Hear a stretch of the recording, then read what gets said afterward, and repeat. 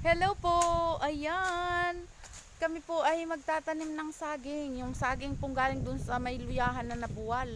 Yung po pinakita ko dati sa inyo ng mga video kung nakaraan na nabuwal na saging na isang puno. Yun po ay may mga anak na, tapos malaki na po. Nakakaisang taon na po yung naitanim namin ni Daddy.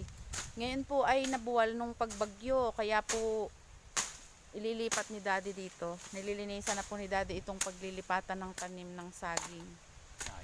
Yan. Kasi sayang po yung ating saging, kaya po ililipat dito. Ayan, nilinisan na ni Daddy dyan at lalagyan na ng hukay. Meron po dating unang tanim, yan po oh. Yan po yung kasabay na tanim namin ni Daddy. Ito po ang nabuwal. Doon po ito sa luyahan galing, natumba po noong pagbagyo. Kaya po dito naman po ililipat ni Daddy. Ayan, dyan. Naghuhukay na po si Daddy dyan, nalinisan na niya, natabasan na itong pagtataniman niya ng saging na bago. Kasi sayang po naman yung saging kung hindi natin itatanim. Ay, ano po, oh, pwede pa.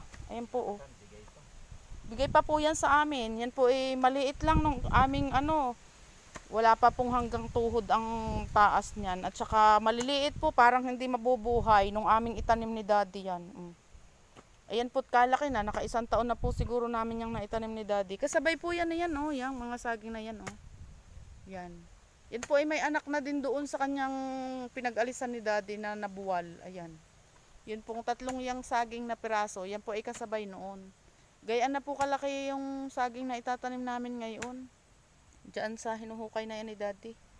Sayang naman po, isang punong saging po ay hagyan na buhay. Tapos po ay nabuwal. Okay pa naman po. Kaya ililipat diyan ni Daddy. Ayan. Diyan sa hinuhukayan na yan.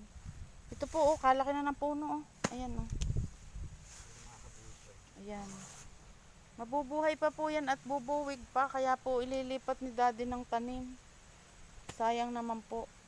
Kasi sa sobra siguro pong lakas ng ulan. Tapos po ay mayabo yung kanyang pwesto doon. Ayan. At yan naman po siguradong aanak din din eh. Kasi napakarami pong mga anak. Ari po yung mga kasabay. Oh, ipakita ko sa inyo. Ari po eh ano. Ilan ng anak. Kung mga anak po ay mga 3. 4. Eri po oh, 3 ang anak. Ayan oh. May anak na rin po itong aming itatanim na ito na isa. Doon sa kanyang inalisan. Ayan po oh, may anak na. Tapos eri po, tinanyot kaliit pa. May anak na rin po oh. 3 rin po ang anak oh.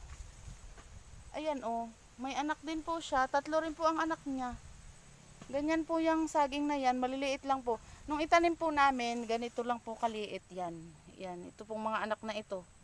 Yan, ganyan po kaliliit. Payatot pa po yung aming itanim. Pero ayan po kayo, kaganda na oh. Tapos yung isa din pong yun, oh, may anak na yun. Oh, matangkad po ang anak niya. Ito din po, yan. Yan pong 3 ito, sabay-sabay po yung itinanim. Saka po yung inalis namin na yun. Kasi po nabuwal, may anak na po yun. Oh, ayan. Diyan po ilalagay ni Daddy yun. Ating itatanim na saging. Ayan po dyan.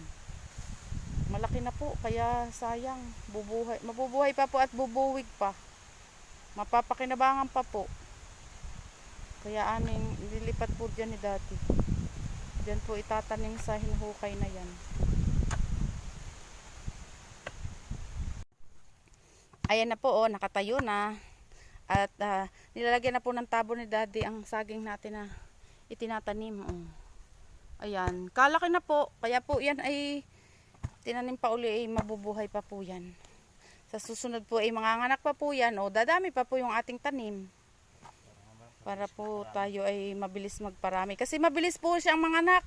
Pag po nanganak ay 3, 4, ganun po karami. O, syempre po, pag yan po ay nagbuwig o nagbunga, yung anak niya ay 4, o tapos itanim ulit ang isa, o tapos 4 uli, o mabilis pong dadami. Mabilis po siyang manganak. Eh po, oh, mataba. Malusog po yan.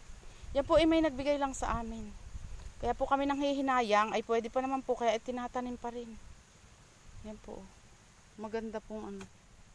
Mabilis po yung paramihin.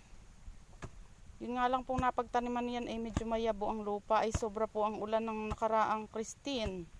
Kaya po ayan, ngayon po ay nilipat namin. Sa sunod po yan ay 4 na uli ang buong ang kanyang magiging anak. Kagaya po ng mga katabi niya dito. Inihilera po ni Daddy yan din sa 3 iri. Ayan. Yan po. Pag bumuwig niyan, kukunin yung ibang anak. Pag po yan ibumuwig din, ay di aalis din na po yung ibang anak. Isa na lang po siguro ititira dyan ni Daddy. Yan po, lahat po itigagatlo dyan. 3 yan, tigagatlo ng anak. 2 ititira dyan, 2 pinakamaganda. Ayan po, magaganda po ang kanyang mabilis pong dumami. Ari po sa susunod na taon, gaya na rin po. Pag po nagtag-ulan, yan po ay may anak na rin. Sa susunod na tag-ulan, mga June, ganyan po. Marami na rin yung anak. Kagaya po ng mga ito, yan pong 3 yan. Dati po ay, itong 3 ito ay po, ang nilagay namin na mga parang month of, basta last year po, nung nakaraan po namin yung tinanim. O, 1 taon po, may 3 agad anak. Hindi man yung aso Maganda po, ayan.